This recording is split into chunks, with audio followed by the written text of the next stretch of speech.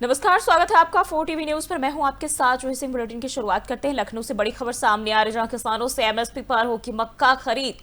2225 रुपए प्रति क्विंटल पर की जाएगी खरीद। 31 जुलाई तक खरीद और किसानों को पंजीकरण अनिवार्य होगा। तो ये खबर सामने आ रही, जहां किसानों से एमएसपी पर अब मक्का खरीद होगी और 31 जुलाई तक खरीद की जा सकती है, जहां किसानों को पंजीकरण कराना अनिवार्य होगा। यूपी के 22 जनपदों में मक्का खरीद होगी। सीएम के निर्देशानुसार किसानों के खाते में भुगतान किया जाएगा। तो उत्तर प्रदेश में किसानों के लिए राहत भरी खबर है। सरकार मक्का की खरीद न्यूनतम समर्थन मूल्य यानी कि एमएसपी पर करेगी और किसानों से मक्का की खरीद 2225 रुपए प्रति क्विंटल की दर से की जाएगी। यह खरीद 31 जुलाई तक की जाएगी और इसके लिए किसानों को पंजीकरण कराना भी अनिवार्य होगा। राज्य के 22 जिलों में मक्का की खरीद की जाएगी। मुख्यमंत्री योगी आदित्यनाथ के निर्देश पर खरीदी गई फसल का भुगतान अब सीधे किसानों के बैंक खातों में किया जाएगा, जिससे बिचौलिए की भूमिका अब खत्म हो सके। सरकार के इस कदम को मक्का उत्पादक किसानों को सीधा लाभ मिलने की अब उम्मीद जता रहे हैं।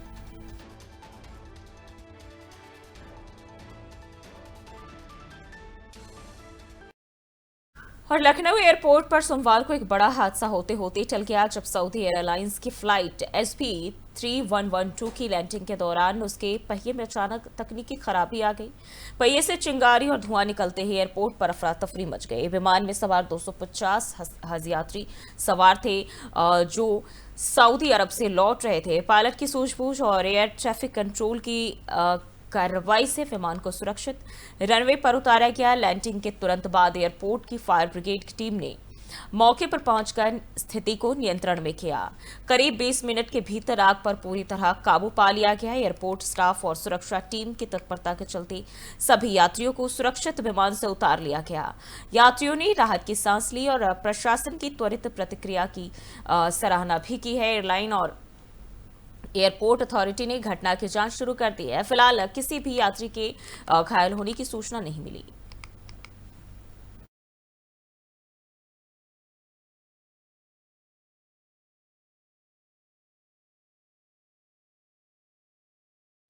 और जौनपुर जिले के केराकत तहसील के डोभी ब्लॉक में सोमवार दोपहर आई तेज आंधी और बारिश ने भारी तबाही मचाई।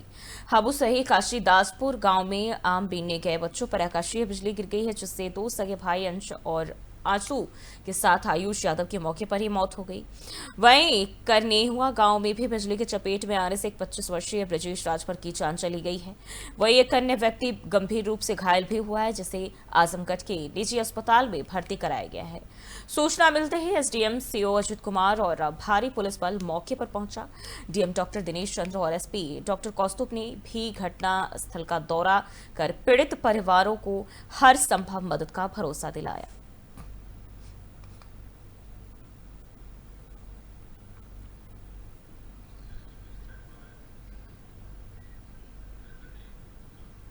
उत्तर प्रदेश शासन ने एक बड़ा प्रशासनिक फेरबदल करते हुए 11 आरटीओ और 24 एआरटीओ के तबादले किए हैं और इसी क्रम में लखीमपुर खीरी में तैनात आरटीओ अखिलेश द्विवेदी का तबादला आगरा मंडल में कर दिया गया है। वहीं शाहजहांपुर के तेजतर्रार एआरटीओ शांति भूषण पांडे को लखीमपुर खीरी में एआरटीओ पद की नई जिम्मेदारी सौंपी गई है। शाहजहांपुर में अपने 3 साल के शानदार कार्यकाल के बाद अब लखीमपुर की अव्यवस्थित ट्रैफिक व्यवस्था और अवैध बस संचालन को नियंत्रित करना उनके लिए एक बड़ी चुनौती होगी।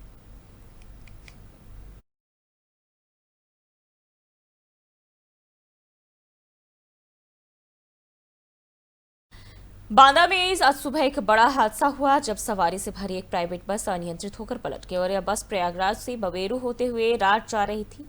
हादसा बिसंडा थाना क्षेत्र के आलिहा गांव के पास मुरवल मार्ग पर हुआ है, जहां अचानक बस पलट गई और बस में 30 से 40 सवारी जो है वो सवार बताए जा रहे हैं। सूचना मिलते ही मौके पर भारी पुलिस बल पहुंचा और राहत कार्य शुरू किया गया।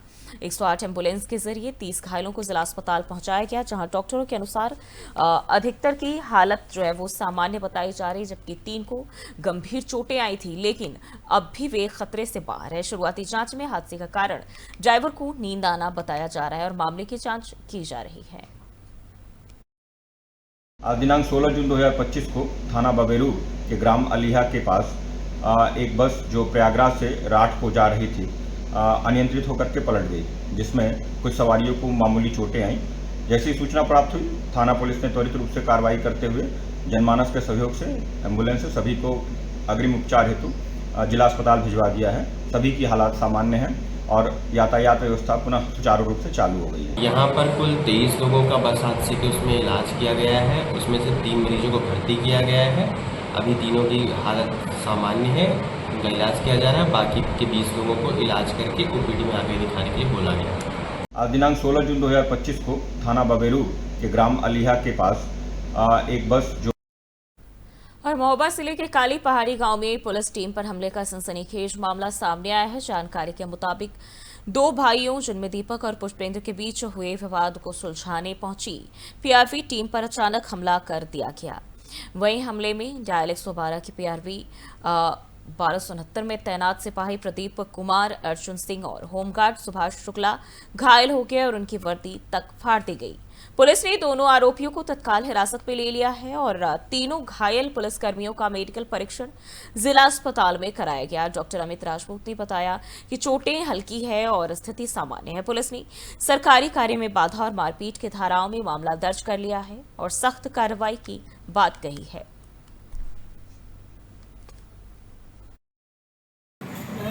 दो कांस्टेबल एक होमगार्ड को यहाँ पे आए थे, उनका मेडिकल परीक्षण कर दिया गया है। उनका आपस में लड़ाई का मामला बता रही थी और ये काली पहाड़ी का मैटर है। किसी अज्ञात व्यक्ति द्वारा उन पर हमला किया गया। दो कांस्टेबल एक होमगार्ड को यहाँ पे आए थे, उनका मेडिकल परीक्षण कर दिया गया है।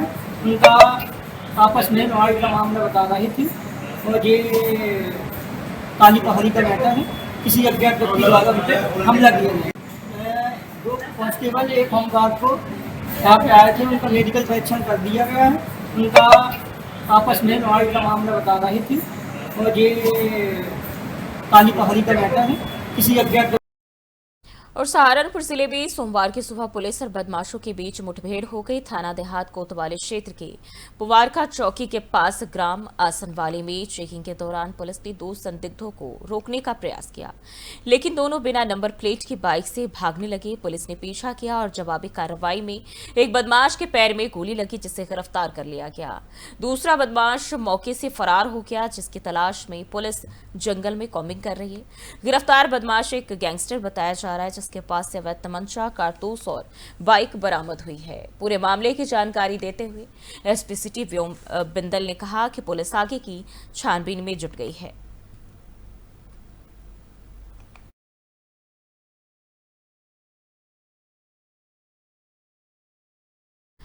मथुरा के कोतवाली क्षेत्र स्थित सौंख रोड पर ताज होटल में इस वक्त हंगामा मच गया, जब समय पर चिकन ना परोसे जाने को लेकर ग्राहक और होटल कर्मियों के बीच विवाद हो गया और देखते ही देखते मामला इतना बढ़ा कि बात हाथापाई तक जा पहुंची और जमकर मारपीट भी हो गई। होटल में दोनों पक्षों के बीच लात घूंसों की बारिश देखने को मिली और माहौल काफी देर तक तनावपूर्ण रहा। वहीं बाद में मौजूद लोगों ने बीच बचाव कर झगड़ने वालों को होटल से बाहर निकाला। सूचना मिलने पर पुलिस मौके पर पहुंची और पूरे मामले की जांच शुरू कर दी है। पुलिस का कहना है कि दोषियों की पहचान कर जल्द ही कार्रवाई की जाएगी।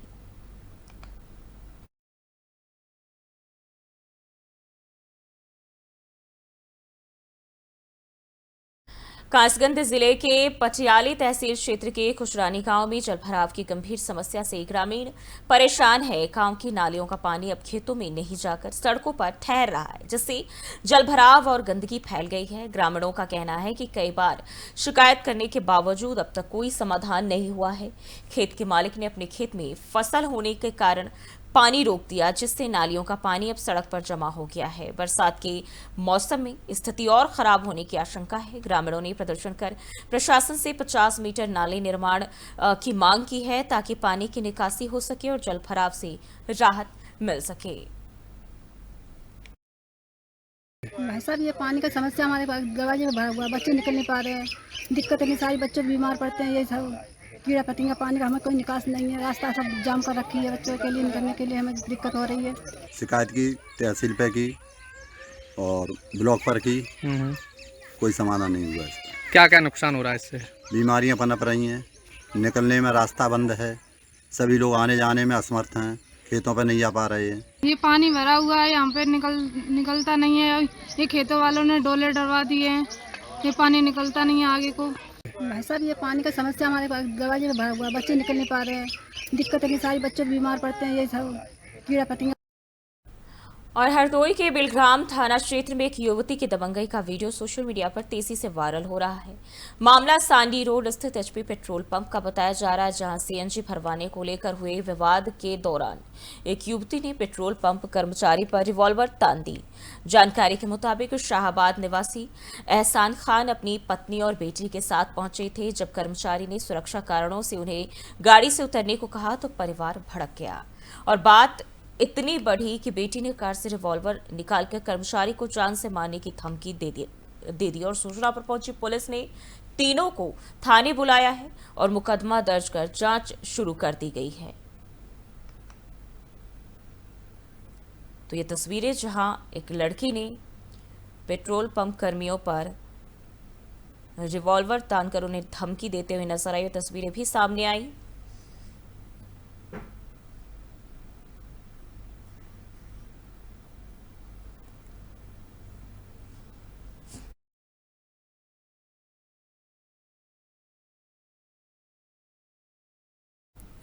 उत्तर प्रदेश के मेरठ में गौ तस्करी में लिप्त बदमाशों के खिलाफ पुलिस की बड़ी कार्रवाई सामने आई है। भवनपुर थाना क्षेत्र में संदिग्धों की जांच के दौरान पुलिस टीम पर फायरिंग की गई। जवाबी कार्रवाई में एक बदमाश यामीन घायल हो गया, जो गौ तस्करी के कई मामलों में वांछित था। एसपी राकेश कुमार ने बताया कि पुलिस की टीम ने आत्मरक्षा में जवाबी कार्रवाई की, जिसमें यामीन को गोली लगी और उसे इलाज के लिए अस्पताल में भर्ती कराया गया है, जबकि उसके अन्य साथियों की तलाश भी की जा रही है।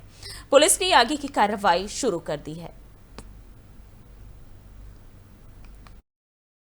थाना क्षेत्र भावनपुर में कीना नगर बाईपास से लटपुरा की तरफ जाने वाले रास्ते पर ईख के खेत में कुछ संदिग्ध व्यक्तियों को चेक करने का प्रयास किया गया तो अचानक वो लोग भागने लगे और पुलिस की टीम पर फायर कर दिया।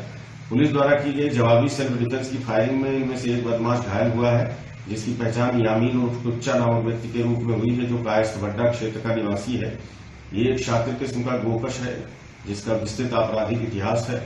इसने अपने साथियों के साथ मिलकर 13/14 जून की रात्रि में पचगांव पट्टी सावल थाना क्षेत्र भावनपुर में गोकशी की घटना को अंजाम दिया था।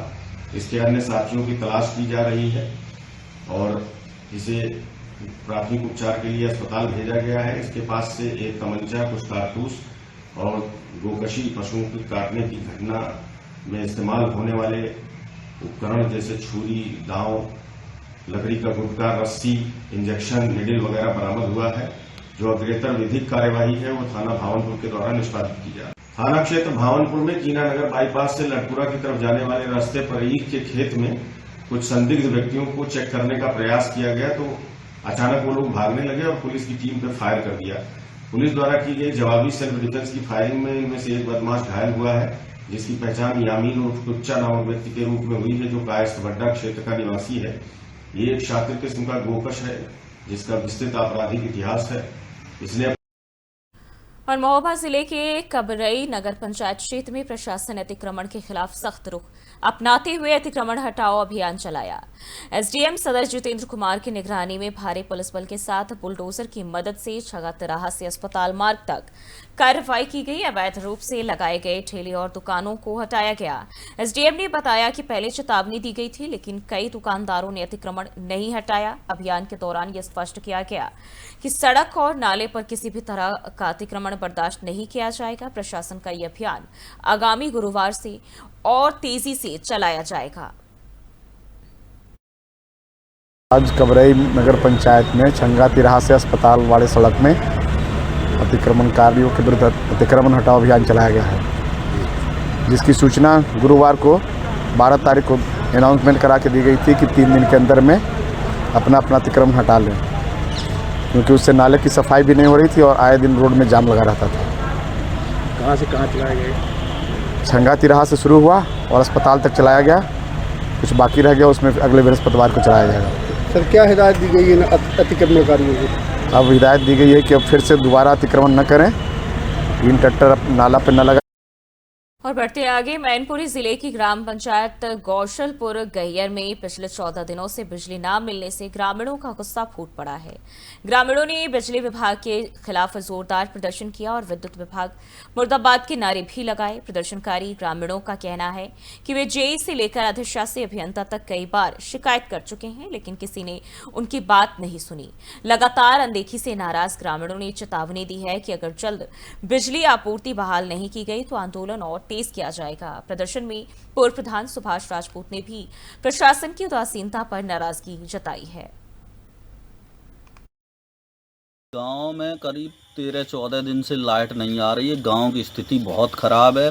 पहले तो विद्युत विभाग आरोप लगाता रहा, गांव का बिल नहीं चला। जब गांव की पर्चियां, मैं विद प्रूफ बोल सकता हूं, मैंने फेसबुक पर DBNL को टैग किया, उस पर लिखा, पर्चियां भेजी, लेकिन उन लोगों को जब पर्चियां मिल गई, लगातार 4 दिन से ये कह रहे कल रखवा देंगे, अभी तक कोई कार्रवाई नहीं हुई, न ट्रांसफार्मर रखा गया। गांव में स्थिति ये है, बच्चे बीमार पड़ रहे हैं, गर्भवती महिलाएं बहुत परेशान हैं, गांव में कोई घटना हो सकती है, इसका जिम्मेवार विद्युत विभाग होगा। मैं मीडिया के माध्यम से निवेदन करता हूं, ये मेरी खबर माननीय योगी और मोदी जी तक पहुंचनी चाहिए। इससे सरकार की छवि धूमल हो रही है, क्योंकि हमारा पूरा गांव भारतीय जनता पार्टी को वोट करता है। आज से नहीं, जब से मैं पैदा हुआ हूं, पोलिंग को आप लोग देख सकते हैं, मैं ऑन रिकॉर्ड बोल रहा हूँ, एक बूथ पर 80% बीजेपी का वोट निकलता है, तब ये स्थिति है। गांव में करीब 13-14 दिन से लाइट नहीं आ रही है। गांव की स्थिति बहुत ख़राब है। पहले तो विद्युत विभाग आरोप लगाता रहा, गांव का बिल नहीं चला। जब गांव की पर्चियां, मैं विद प्रूफ बोल सकता हूं, मैंने फेसबुक पर DBNL को टैग किया, उस पर लिखा, पर्चियां भेजी, लेकिन उन लोगों को जब और गाजीपुर के दिलदार नगर थाना क्षेत्र में पुलिस और बदमाशों के बीच मुठभेड़ हुई, जिसमें एक कुख्यात अपराधी ललन को गिरफ्तार किया गया है। पुलिस को मुखबिर से सूचना मिली थी कि नकबजनी की घटना को अंजाम देने वाले बदमाश कुर्सी मार्ग पर मौजूद थे और स्वाट टीम और दिलदार नगर पुलिस ने घेराबंदी की, लेकिन बदमाशों ने फायरिंग शुरू कर दी। जवाबी कार्रवाई में एक बदमाश कमलेश उर्फ ललन के पैर में गोली लगी और उसे मौके से गिरफ्तार कर लिया गया। वहीं आरोपी पर उत्तर प्रदेश के कई जिलों में 2 दर्जन से अधिक मुकदमे दर्ज है। सीओ रामकृष्ण तिवारी ने बताया कि अपराधियों के खिलाफ लगातार अभियान चलाया जा रहा है और ऐसे लोगों को किसी भी हाल में बख्शा नहीं जाएगा। है कि बीती रात को पुलिस चौराहे पर थाना दिलदारनगर पुलिस और स्वाट टीम के संयुक्त टीम के माध्यम से चेकिंग की जा रही थी कि मुखबिर खास की सूचना प्राप्त हुई कि उसी जाने वाले मार्ग पर कुछ बदमाश जो नकबजनी घटना करते हैं वो पैसे का बंटवारा कर रहे हैं। तत्काल वहाँ पर दिलदारनगर पुलिस पहुंची मौके पर। पुलिस को देखते ही बदमाशों ने फायरिंग शुरू कर दी। जवाबी आत्मरक्षा कार्रवाई में पुलिस ने फायरिंग की, जिससे कि एक बदमाश के पैर में गोली लग गई। तत्काल उसको अस्पताल भेजा गया और वहाँ पे 2 बदमाश और मौजूद थे। इनका नाम, एक का नाम कमलेश बनवासी था, दूसरा का नाम जोगेंद्र बनवासी, तीसरा का नाम अंकुर बनवासी था। इनको गहनता से छानबीन की गई, जाँच की गई तो पाया गया इनके पास से 1,35,200 रुपये बरामद हुआ, 800 ग्राम सफ़ेद धातु बरामद हुआ, एक अदद तमंचा 315 बोर और 2 खोखा कारतूस 315 बोर बरामद हुआ। इनके संबंध में उचित धाराओं में मुकदमा पंजीकृत कर आवश्यक विधिक कार्रवाई। रुक करते अगली खबर की ओर। आगरा के सदर थाना क्षेत्र से एक चौंकाने वाला मामला सामने आया है, जहां दुर्गानगर में एक खाली प्लॉट में 25 वर्षीय युवक का शव संदिग्ध हालत में मिला।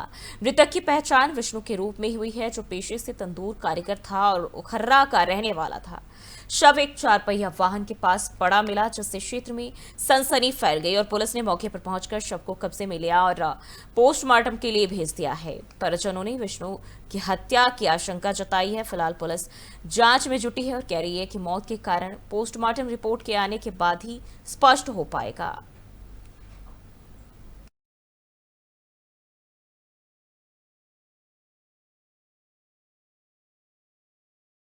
वहीं अमरोहा जिले की रहरा थाना पुलिस पर रिश्वतखोरी और धमकी देने के गंभीर आरोप लगे हैं। बास्का खुर्द गांव के किसान दिलनवाज ने 2 पुलिसकर्मियों मनोज और मनीष यादव पर खेत जुताई के एवज में जबरन पैसे मांगने और झूठे केस में फंसाने की धमकी देने का आरोप लगाया।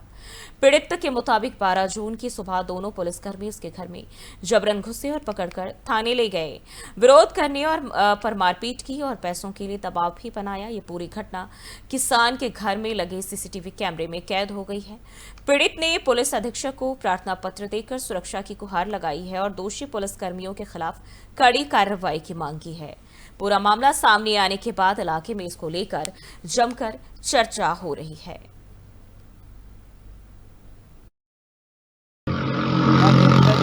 के लिए गया था, मैंने खेत पर से आकर ट्रैक्टर घर खड़ा करा। थाने से 2 सिपाही आए और कहने लगे तेरा ट्रैक्टर थाने में चलता है, ट्रैक्टर को लेके चल। मैंने कुछ कहा तो मेरे छोटे भाई के साथ मारपीट करने लगे। उसी को सीसीटीवी कैमरे में भी कैद है। मैंने कप्तान साहब के यहाँ तहरीर दी है कार्रवाई के लिए। कानपुर पुलिस ने एक बार फिर अपनी मुस्तैदी और तकनीकी दक्षता से एक बड़ी कामयाबी हासिल की है। पुलिस ने चोरी और लूट के करीब 100 मोबाइल फोन बरामद कर उन्हें उनके असली मालिकों को लौटाया है और इन मोबाइल्स की कुल कीमत लगभग 22 लाख रुपए आकी गई है। डीसीपी एसके सिंह ने बताया कि पुलिस ने कॉल रिकॉर्ड, सीसीटीवी फुटेज और लोकेशन ट्रैकिंग जैसी तकनीकों का इस्तेमाल कर इन फोन को ट्रेस किया है। मोबाइल वापस पाकर कई लोग भावुक हो उठे और पुलिस का आभार भी जताया। वहीं कुछ ने कहा कि उन्हें उम्मीद नहीं थी कि उनका फोन वापस मिलेगा, लेकिन पुलिस के सब पहल ने न सिर्फ उनकी उम्मीदें जगा दी बल्कि भरोसा भी बढ़ा दिया है। ये देखिए, हमारी जो सर्विलांस टीम है सेंट्रल जोन की और जो पवन प्रताप सिंह हैं जो इंचार्ज हैं, उनकी पूरी टीम ने किया है। पिछले 3 महीने से सर्विलांस की टीम ने जो भी मोबाइल गुम हुए थे उस पर लगे और जिन्होंने किया था उस पर किए। और इसमें आपने देखा होगा कि 100 मोबाइल यहाँ पे हैं, 100 लोगों को दिया जा रहा है, जिसमें 1,50,000 1.5 लाख का सैमसंग का मोबाइल है, महंगा मोबाइल है, कीमती मोबाइल है। और कई लोगों ने, जो आपने देखा होगा कि उन्होंने अपने मन की बात कही। उन्होंने कहा कि पुलिस डराती ही नहीं है, पुलिस हैप्पी भी फील कराती है। नहीं, मेरा बेटा जा रहा हुआ था तो रास्ते में गिर गया था मोबाइल, तो मैंने थाने में एप्लीकेशन दी हुई थी। लगभग कितने दिन बाद मोबाइल मिला? ये मेरे बेटे का मोबाइल 22 नवंबर को गिरा था, तो उसके बाद मैंने थाने में दी हुई थी एप्लीकेशन और सर्विलांस पे भी लगाया हुआ था, लेकिन कोई रिस्पांस नहीं आ रहा था। तो फिर हम भी ना उम्मीद हो गए थे कि अब तो मुश्किल ही है मिलना, लेकिन अभी सडन जब कॉल आया तो। उत्तर प्रदेश के बहराइच जिले में तैनात अल्पसंख्यक कल्याण अधिकारी संजय मिश्रा का तबादला कर दिया गया है। अब उन्हें बाराबंकी में नई तैनाती दी गई है। संजय मिश्रा लंबे समय से बहराइच में तैनात थे और अपनी सख्त कार्यशैली के लिए जाने जाते हैं। सीमावर्ती क्षेत्र में मदरसों की जांच के दौरान उन्होंने कई अनियमित मदरसों को सीज करने और कुछ को जमींदोज करने की कार्रवाई की थी। उनके इस रुख की काफी चर्चा भी रही और अब बाराबंकी में उनकी नई नियुक्ति के साथ प्रशासनिक हलकों में हलचल तेज हो गई है।